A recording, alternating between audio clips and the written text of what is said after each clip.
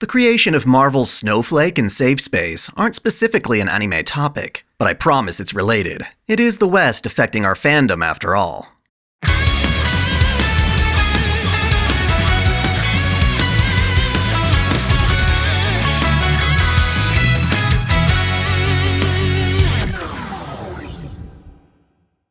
Welcome back to OtakuDaiKun. Dai here. If you follow the latest internet buzz, I'm sure you've already heard about Marvel's latest comic, New Warriors, and how they've actually created two superheroes called Snowflake and Safespace. Most of the reactions I've seen focus on the cringe and wokeness of the designs, but I find something fundamentally more upsetting about it. I'll admit, I have no personal interest in this comic book. The designs are ugly to me, but I also acknowledge that I'm far from the target audience Marvel's going for. If there are artists out there who want to draw obese or non-binary heroes, and fans who want to see that, more power to ya. I'm all about artistic integrity, at least when it comes to creating original content that doesn't assail or claim to fix existing properties. However, when watching the comic's announcement trailer, I learned how the book's writer, Daniel Kibblesmith, clearly doesn't understand what the terms Snowflake and Safespace actually mean, as used in the current cultural landscape. To take those words and kind of wear them as badges of honor. He says the heroes were made as a reaction to the terms, an attempt to take ownership of a negative insult. For instance, Snowflake will reinterpret the connotation of frail as sharp. On paper, this seems reasonable. It's not uncommon for marginalized groups to take back harmful labels. Hell, we anime fans seem to have embraced the term weeb, which used to be an insult. I personally haven't. I think it sounds dumb, but that's beside the point.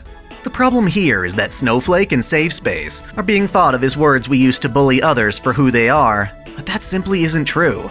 While the N-word was deliberately used to demean people for being black, with malicious intent, words like snowflake exist to label people who consciously behave in a certain way. Rather than an attack, it's actually a defense from folks who, ironically, pretend to be attacked. I suppose I should clarify what I mean. Let's start with the term safe space. Nobody using that term on someone is doing so to make fun of others for wanting a place free from harassment, ridicule, or violence. The term is not being used to refer to, say, a psychologist, whose job is to help patients deal with their mental struggles. Unless you're planning some sort of violent crime, I think doctor-patient confidentiality is a wonderful thing. Alcoholics Anonymous, for instance, is a place where the afflicted can go and bare their souls without being attacked. Everyone there is supposed to help each other in pursuit of self-improvement. Your home and privacy should absolutely remain safe. Problem is, safe space isn't referring to those things. I think the show South Park did a damn good job expressing the real issue. People like Cartman or other celebrities doing whatever they can to avoid criticism or opposition for the things they do that affect us all. What they demand is a place that is free of responsibility. They want the ability to go out and say whatever they want in public, to shape the world to their will, without acknowledging or addressing the people who will naturally have their reservations, suggestions, or disagreements. In other words, a safe space is basically an echo chamber. Some people want to publicly interact, but conveniently ignore anyone with a different opinion. The prime example of that would be Reset Era, a forum that will literally ban users for even suggesting a perspective that doesn't fit their collective agenda. Got a whole video about that if you want to check it out. Oftentimes, safe spaces are being abused by people who want to start shit, attacking another group or screaming an accusatory opinion, but not being able to handle the inevitable blowback. These are the people who start the fire but can't take the heat. Folks like Anita Sarkeesian, who makes video essays incriminating video games for normalizing misogyny, drastically impacting our lives, but refuses to allow comments on her videos since she knows what she's saying is polarizing. Let me be clear, nobody should ever have to fear death threats, doxing, or violence of any kind. But if you've entered the war of rhetoric with an agenda, expect to face opposition on the same scale. Really, what Marvel is making is a superhero who stands up for those who refuse to take responsibility for their own actions, who play the victim in ordeals that they themselves started. Then there's Snowflake. It's not just a word to mock people for being sensitive or fragile. The full term is actually Special Snowflake, which by its very nature is harder to defend. These are people who, because they are easily offended or made uncomfortable, feel they're entitled to deny others' experiences or opinions. Now, as someone who has anxiety, I understand what it's like to be triggered, to to have to suffer from events that provoke past trauma. The term snowflake isn't a term made to mock people for their traumas.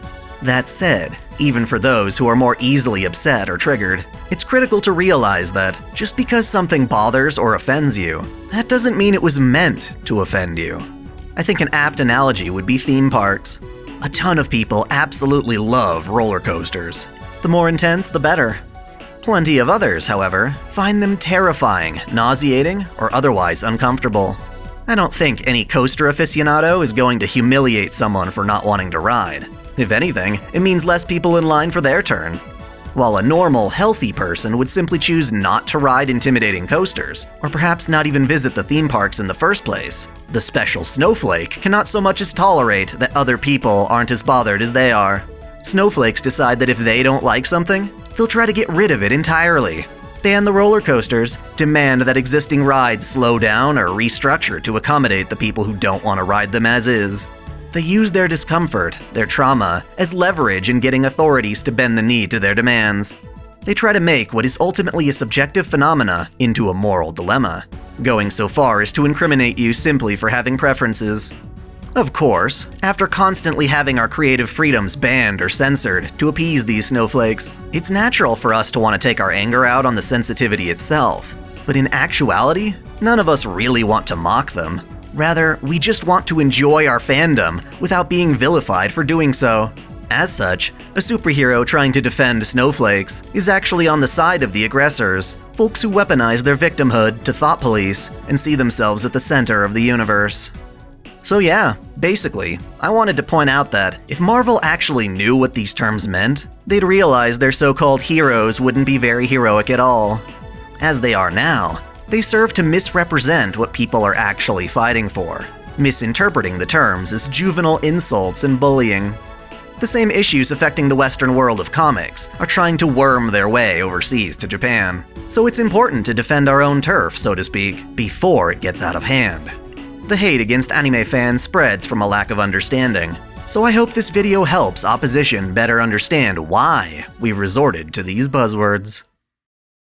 Thanks for watching. If you enjoy this channel, help me beat the algorithm by liking, commenting, and sharing the video, subscribing to OtakuDaiKun, and, most of all, smashing that notification bell so you don't miss out on all of my anime discussion, lore, or Let's Play content.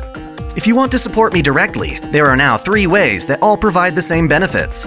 You can click join here on YouTube, or join Patreon or Subscribestar for access to exclusive vids and early access. As always, celebrate your fandom.